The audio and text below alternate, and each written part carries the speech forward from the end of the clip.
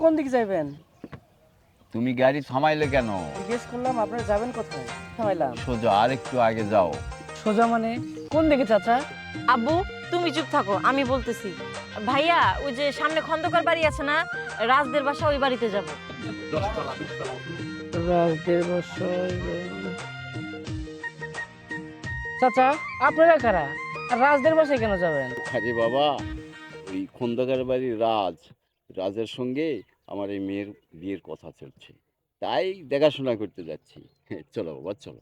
চাচা তাহলে আমি আপনাদেরকে নিয়ে যেতে পারবো না, আপনি অন্য একটি ভ্যানে যান। ভাইয়া চলুন না আপনি, আমরা না হয় আপনাকে কিছু টাকা ভাড়া বাড়িয়ে দিব। আরে বোন, ভাড়া বিষয় না, কিন্তু আমি নিয়ে যেতে পারবো না। কেন, কি হয়েছে? আসলে ভাইয়া কি সমস্যা বলেন তো, নিয়ে যেতে পারবেন না কেন?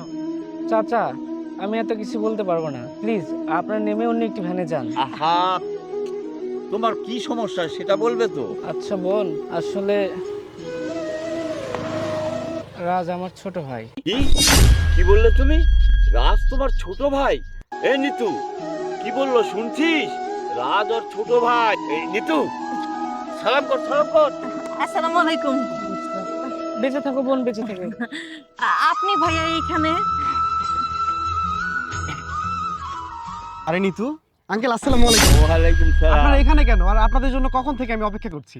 আরে বাবা, এই তোমার ভাইয়ের সঙ্গে দেখা, তাই একটু কথা বলতেছিলাম, দেরি হচ্ছে। আমার ভাই কোথা থেকে আসবে এখানে? কেন? মানে উনি তোমার ভাই না? রাজ, ও তোমার ভাই না? কি বলছেন আঙ্কেল? ও আমার ভাই কি করে হয়?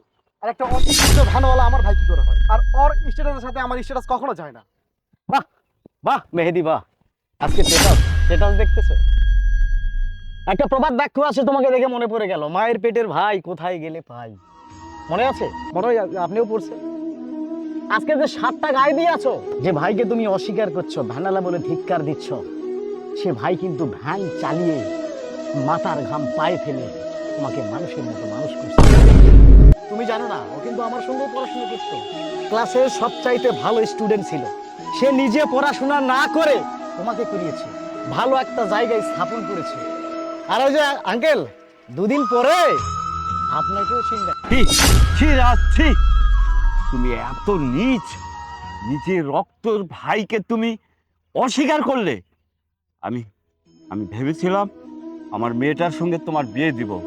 না, তোমার মতো ছেলেকে আমার বাড়ির জামাই করা আমার কোনো পক্ষে সম্ভব নয়। ঠিকই বলেছো বাবা, তোমাকে আমার পক্ষে বিয়ে করা সম্ভব নয়। তুমি এতটা স্বার্থপর। আজ তুমি বড় চাকরি করো, বড় মনের মানুষ হয়েছো, এইটাই তার প্রমাণ দিলা।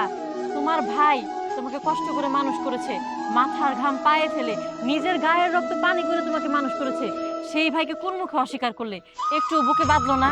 সে তোমার রক্তের ভাই, নিজের মায়ের পেটের ভাই। নিতু আর আঙ্কেল, সত্যি আমার ভুল হয়ে গেছে আঙ্কেল। আমি নিজের ভুল বুঝতে পেরেছি। আমাকে আপনারা সবাই মাফ করে দেন আঙ্কেল, প্লিজ। ভুল তো তুমি করেছো, কিন্তু আমাদের কাছে না, নিজের ভাইয়ের কাছে। তোমার যদি ন্যূনতম বিবেক আর লজ্জাবোধ থেকে থাকে, নিজের ভাইয়ের কাছেই ক্ষমা চাও। হ্যাঁ, নিজের ভাইয়ের কাছে তুমি ক্ষমা চাও। ভাই, ভাই রে, তুমি ক্ষমা করে দে ভাই। আসলে আমি শিক্ষার অহংকারে নিজের ভাইকেই ভুলে গেছিলাম। আরে বোকা, ভুল তো ছোটরাই করে, বড়রা কখনো ভুল করেনি। আমার বোকা। ভাইয়া, আমি কখনো ভুল করবো না ভাইয়া, আমাকে ক্ষমা করে দেবো। এই বোকা ছাড়। এই রাজ, মেহমান দাঁড়িয়ে আছে, বাসায় নিয়ে চল আগে। চলো সবাই প্লিজ ওঠেন আঙ্কেল।